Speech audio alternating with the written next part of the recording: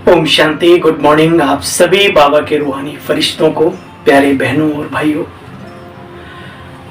आज बाबा हमें हमारी चिंताओं को दूर करने के लिए एक ऐसी टिप्स दे रहे हैं, हम अपनाएं और जीवन में सदा निश्चिंत बेफिक्र बादशाहत का अनुभव करें। कभी कभी ज्ञान में चलते चलते हम सभी के मन में कभी न कभी आता है, विशेषकर वे आत्माएं जो निर्बंधन हैं और कुछ करना चाहती हैं। कहीं पर उन्हें ऐसा भी महसूस होता है कि यहां तो अपनी हड्डियां गलाओ और किसी से कुछ न पाओ, ऐसे भी संकल्प आते होंगे। तो आज बाबा एक बहुत सुंदर बात कह रहे हैं। उस बात को सुनने से पहले मुझे एक बहुत ही अच्छी बात याद आई, आपके साथ शेयर करता हूं। भीष्म पितामह भक्ति मार्ग में जो दिखाया है, तो बाणों की सैया पर जब लेटे हुए थे, पांडव भी चले गए, कौरव भी चले गए, वासुदेव श्री कृष्ण जी वहां खड़े रहते हैं। बोला अच्छा पितामह, बोला ठहरो वासुदेव, बोला बोलो पितामह। कहते हैं हे केशव, हे वासुदेव, हे कृष्ण, मेरी व्यथा, मेरा दुख, मेरा दर्द सिवाय तुम्हारे इस दुनिया में और कौन समझ सकता है। तो श्री कृष्ण मुस्कुराकर जवाब देते हैं कि हे पितामह, क्या मेरा समझना काफी नहीं है। ये बात अपने आप में बहुत कुछ लिए हुए है। जिनकी फिक्र भगवान करता हो, उन्हें नशे में रहने की जरूरत है, बेफिक्र रहने की जरूरत है। आज बाबा मुरली के माध्यम से हमें कह रहे हैं, मीठे बच्चे, 27 मार्च 2025 के महावाक्यों का सार है। मीठे बच्चे, खिवैया आया है तुम्हारी नैया पार लगाने। कभी ये नहीं सोचो डूबेंगे बचेंगे, क्या भगवान कह रहा है मैं तुम्हारी नैया को पार लगाने आया हूं। मीठे बच्चे, खिवैया आया है तुम्हारी नैया पार लगाने। तुम बाप से सच्चे होकर रहो तो नैया हिलेगी डुलेगी, लेकिन डूब नहीं सकती वनस्पति, बशर्ते कि बाबा के साथ सच्चाई सफाई से चलना सीखो, उसके कार्य में सच्चाई सफाई से आगे बढ़ना सीखो, दिल में उस सत्य पिता की याद समा कर रखो। धर्म को धंधा ना बनाओ, खुद को अंधा ना बनाओ, ये मन और बुद्धि के नेत्र खुले रखो। और धर्म जो धारणा का स्वरूप है, त्याग तपस्या का स्वरूप है, उसी स्वरूप में इसे धारण करो, स्वार्थ नहीं। मीठे बच्चे, खिवैया बाबा, खिवैया आया है तुम्हारी नैया पार लगाने। तुम बाप से सच्चे होकर रहो तो नैया हिलेगी डुलेगी, लेकिन डूबेगी नहीं। प्रश्न है आज की मधुर मुरली का, बाप की याद बच्चों को यथार्थ न रहने का मुख्य कारण क्या है। बाबा कहते हैं उत्तर में, साकार में आते आते भूल गए कि हम आत्मा निराकार हैं और हमारा बाबा भी निराकार है। साकार होने के कारण साकार की याद सहज आ जाती है।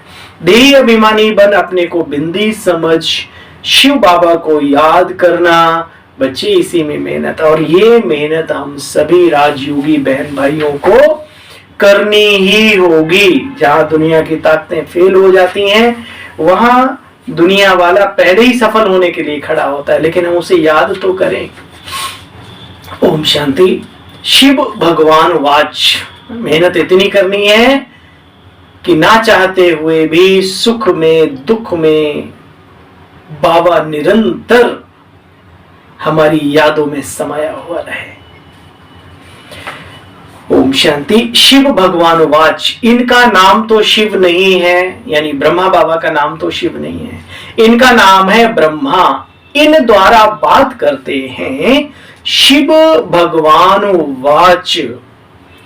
देखो, यह तो बहुत बार समझाया है, कोई मनुष्य को या देवता को, चाहे साकार में हो या सूक्ष्म वतनवासी ब्रह्मा विष्णु शंकर को, भगवान नहीं कहा जा सकता। जिनका कोई आकार व साकार चित्र है उसको भगवान नहीं कह सकते।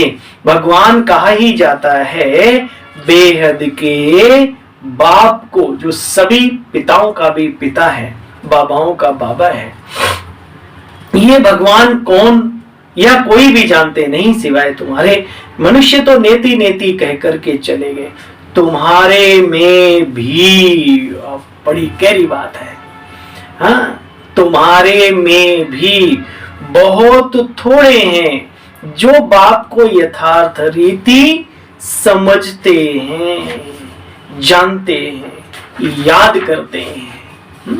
खाली भेड़ चाल चलने वाले तो बहुत है, रेलम पेला धक्कम मुक्का, एक चला तो हम चले। अरे भाई, तुम्हारी खुद की अपनी व्यक्तिगत इच्छा क्या है, उसके हिसाब से चलना सीखो ना। चलो, उस रेलम पेला की भी जरूरत है, प्रजा भी चाहिए, सेठ साहूकार भी चाहिए, हर तरीके की आत्माएं राजधानी में चाहिए, तो जरूरत उनकी भी है। बाबा उन्हें भी बहुत प्यार करता है, लेकिन सबसे ज्यादा प्यार करता है जो बाबा को यथार्थ रीति जानते हैं, मानते हैं, उसकी यादों में समाये रहते, उसको अपनी यादों में समा कर रखते हैं। बाप समझाते, तुम इन आंखों से जो कुछ भी देखते हो बच्चे, सब विनाश होने का है। आप मोए मर गई दुनिया, हमारी आंखें बंद, संसार में अंधेरा ही अंधेरा है। जिस दिन आत्मा शरीर छोड़ देगी उस दिन हमारी दुनिया किसी काम की नहीं। इसलिए दुनियावी विनाश कब होगा, क्या होगा, वो छोड़ो, लेकिन हमारी आत्मा किस डेट में, किस टाइम पर निकलेगी, ये किसी को पता नहीं। टिकट कंफर्म है, डेट नहीं पड़ी है, वो कभी भी तुरंत कॉल आ सकता है। देखो बच्चे, अब तुमको चलना है शांति धाम और याद करना है बाप को, साथ साथ अपनी राजधानी को भी याद करते रहो। बाप समझाते हैं, तुम बच्चों को इन 5 विकारों रूपी रावण ने तुच्छ बुद्धि बना दिया। अब बाप आकर के स्वच्छ बुद्धि बनाते हैं। देखो, इस पतित दुनिया का विनाश भी तुम्हारे सामने खड़ा है, जानते हो। अभी तक राजधानी स्थापन नहीं हुई, तब तक विनाश नहीं होगा। जब तक राजधानी नहीं बनेगी, तैयारी होना, पर्दा खुल जाए, गड़बड़ हो जाएगा। देखो बच्चे, नेचुरल कैलमिटीज आदि आती रहती हैं। बाबा कहते हैं ऐसा ऐसा होगा, भूख मरेंगे, भूकंप आएंगे, 5 प्रकृति के तत्व अपने उफान पर होंगे। बहुत शोषण कर रहे हैं हम, दोहन तो करना ठीक है, लेकिन अति में चले गए हम सभी, तो ये प्रकृति अपना काम करेगी। इसमें बाबा ने पहले ही बता दिया। अच्छा बच्चे देखो, बाप कहते हैं कोई भी देहधारी को याद नहीं करो। चेक करो कितनी बार हमें देहधारियों की याद आती है और कितनी बार देही बन विदेही की याद आती है। देखते हुए भी हम नहीं देखते। अभ्यास ऐसा हो जैसे कमल का फूल, जैसे जल में तेल की बूंद। कमल का फूल तो ठीक है, तेल की बूंद डालो जल जल जाएगा, लेकिन तेल की बूंद के अंदर जल का असर नहीं होगा, वैसी की वैसी। ऐसा जीवन हमारा हो। बाबा कहते बच्चे गृहस्थ व्यवहार में रहते बच्चों आदि की संभाल भी करो, बुद्धि में याद रहे भगवान का फरमान है मुझे याद करो। बच्चे, बाप कहते घर परिवार को छोड़ना नहीं है, नहीं तो बच्चों आदि की संभाल कौन करेगा। बाबा कहते मैं तुम्हें स्वर्ग की बादशाही देता हूं, अब पुरानी दुनिया से ममत्व मिटा दो। बच्चे, इसी पर मेहनत करनी है।